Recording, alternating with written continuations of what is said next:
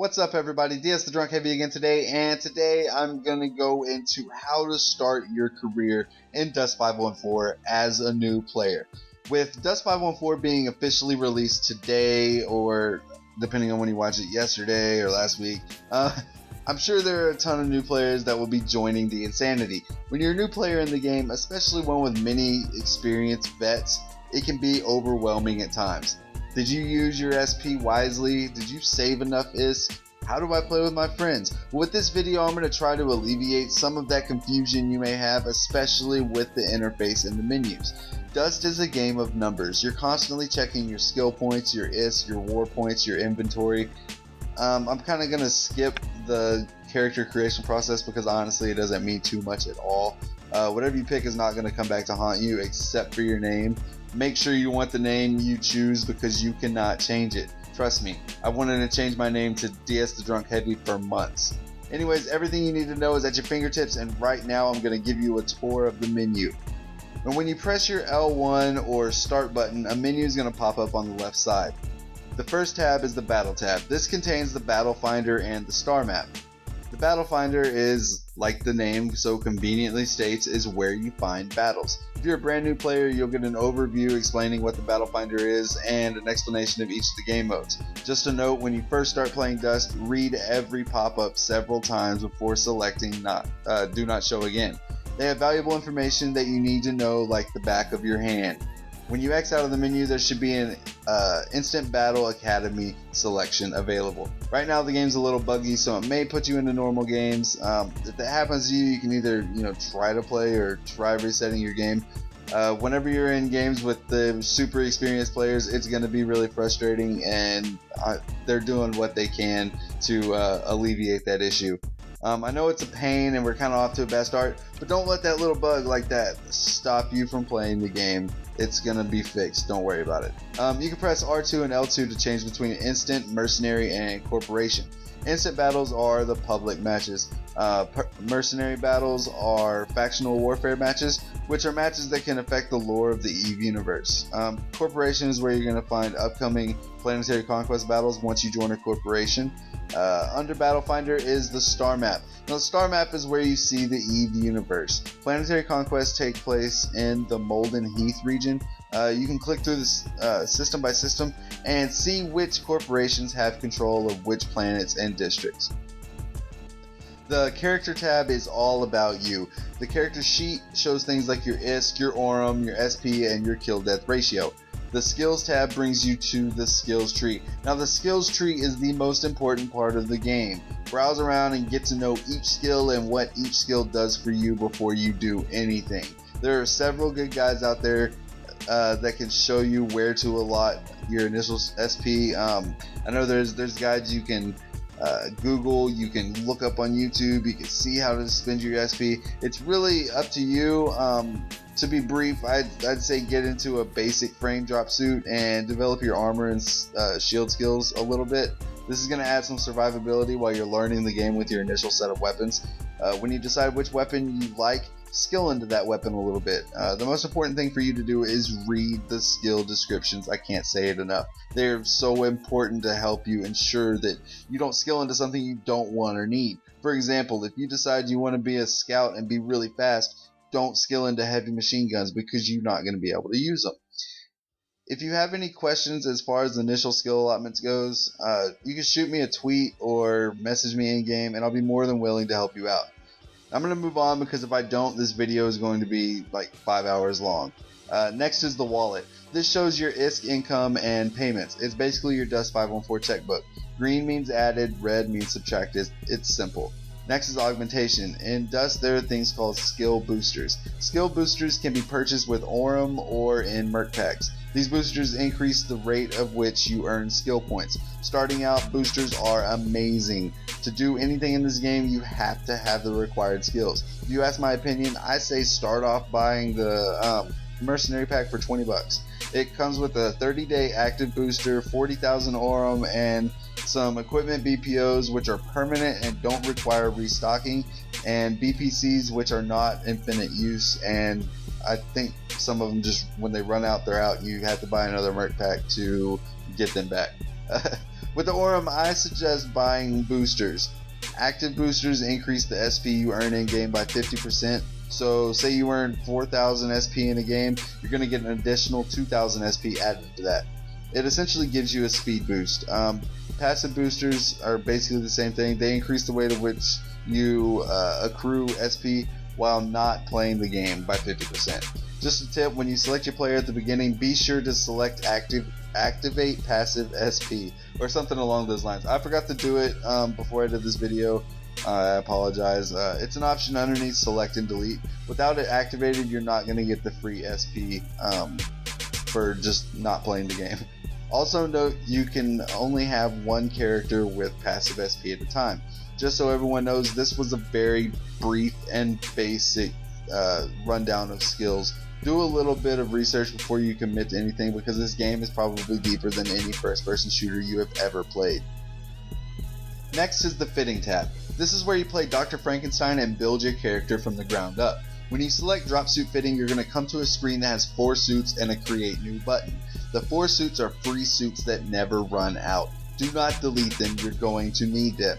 Frontline is your basic AR assault fitting. Anti-armor is an anti-vehicle fitting. Medic is an AR fitting with a nanite injector that revives your fallen teammates, and Sniper is a basic sniping fitting. To make a new fitting, select Create New. You'll start by selecting a drop suit. The drop suit will determine how many slots you have, how much PG and CPU you have to use between all your gear, your weapon, and your overall playstyle. Logistics are the equipment restocking, teammate reviving, armor repairing, do-it-alls. Assaults kill first, ask questions later. Scouts are fast and hard to detect. Heavies are brutes with weapons that could shred a Volkswagen Beetle in 3.8 seconds. I could go more into it, but I have a long way to go in this video. As I've said, there are tons of resources out there for you to utilize if you'd like more specific information regarding skills, fittings, or anything else I touch on in this video. Next is the marketplace. This is another place where you're going to spend a lot of your time. This is where you buy all of your gear, from weapons to drop suits to modules to vehicles. It's all here. If you don't know how Dust works, when you die you lose whatever you had in that fitting forever, unless you're using fittings with BPOs or you're using starter fits. I recommend keeping a stock between 25 and 50 full fittings on hand, just in case you mess up and drop some in somewhere you didn't really want to. Mistakes happen to everyone, don't worry about it, it's gonna happen to you. When you run out of items or you want to try new items, you can come to the marketplace and purchase them. As a reminder, everything in this game requires a skill besides militia gear. Militia gear is the lowest of the low, but it is still somewhat effective. It also allows you to fill your fits in the beginning for ultra cheap. Everything else requires a skill. If you want to use a Duval tactical AR like the rest of the community right away, you're in for a bad time, because it's going to take you a while to get there. When you pull up the weapon types, you can see what weapons you can and cannot get. When you first start off, everything is going to be red. Until you increase the skills for whatever gear you're interested in, you won't be able to use those weapons. Remember that when out shopping, it's kinda like buying musical instruments. You're not going to go buy the best instrument right off the bat without knowing how to play it. You're going to start with a cheaper beginning instrument and learn it, and then upgrade when your skills improve. The next tab is your assets. I don't really use this very much. Some people might. This is a list of all the items owned by you or your corporation. This tab, I guess, could be important to see what you may or may not need to purchase from the marketplace. Then comes the social tab. The first tab is titled Chat. Chat can also be selected by pressing the select button. This pops open the chat menu on the right of your screen. Just a tip, if you don't want to use push to talk, just press X on push to talk. You can just go up to it, hit the X button, and it's going to turn it off. Your voice chat is automatically going to be enabled in chats that have that option. Notifications is where your messages, your squad invites, and other notifications are going to appear. Local is random players, really, just a bunch of randomness. I guess they're all from your general area. I don't really know. I don't really use that. I just kind of go over it so the blinking light will go away. Corp is your corporation chat with your corp mates. Squad is a chat for you and your squad, and the plus button is where you can add your own chat channels. This is where you're going to meet players and form your squads. For example, if you find yourself a public channel and you're looking for a squad, you're going to type LFS for looking for squad.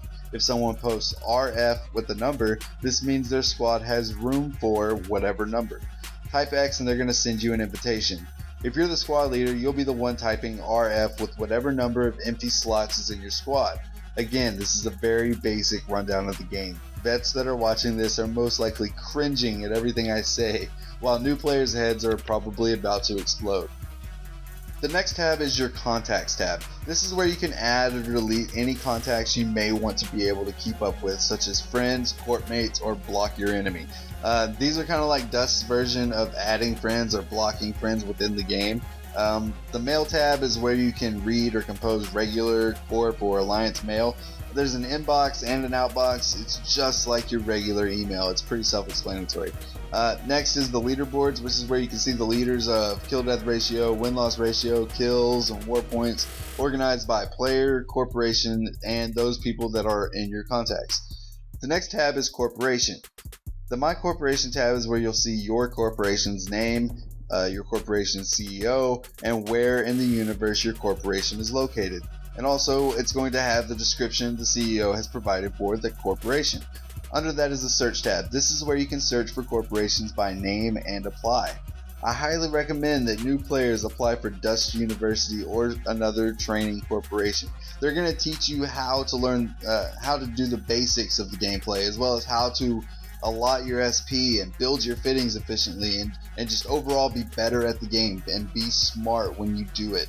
The tab under Search is Create Corporation. To create a corporation requires a certain skill, a ton of time, and even more patience. Think about it before you decide to take on that challenge. Next is the System Operation, and the only tab in there is Options. The first tab is Audio, where you can change your sound settings. Next is Video, followed by Controls. Now, the first control tab is for the PS3 controller. It's a very important tab if you use the PS3 controller like I do. The controls are preset, and you can see the diagram on the right for whichever control scheme you are interested in. I play with all of mine on default besides wheeled vehicles. I've been spamming this like crazy. Use the reverse drive on L2 R2 option. It makes R2 hit the gas and L2 hit the brakes while steering with the left thumbstick instead of doing everything with the left thumbstick. It's wonderful, especially compared to the default setting. X and Y sensitivity are completely up to you. I personally have been playing on X70, Y50, but everybody has their own preferences. Do what you feel most comfortable with. There are also options for the Move controller and the keyboard and mouse. I don't use these, so I'm by no means an expert as to which preferences are the best, so I'm not really going to go into these at all. If you need some input on those, just check out the forums and see if anybody has any tips for you. Next is the Battle Server region. You can select which region you'll be placed in when you either play by yourself or as a squad leader. If you play in a squad with a different leader, your server region that you have selected isn't going to matter at all. This is especially important for those players that are European or Australian or Asian that want to play without the lag. Next is Info, where you can see who put blood, sweat, and tears into this game. The next tab should be mandatory for all new players. These are the resources you're going to need to learn in the coming days. In instructions, you're going to find all those pop-ups that I told you to read and reread some more. In tutorials, you're going to find demonstrations of how to do certain things in the menus. Movies gives you an option to watch some theatrics involving the history and lore of Dust 514.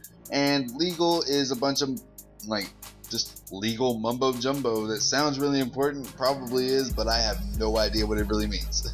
That's just about all I have for this video. I'm sorry it wasn't as in-depth as it could have been, especially in the skills and fittings department. Hopefully though you learned enough to find your way around the menus, because that is half the battle when you first start the game. If you have any questions or concerns, leave a comment here, message me in game at ds_10 or tweet me at dsthedrunkheavy. With that being said, I hope you enjoyed the video. Don't forget to like, subscribe, comment, and I'll see y'all around.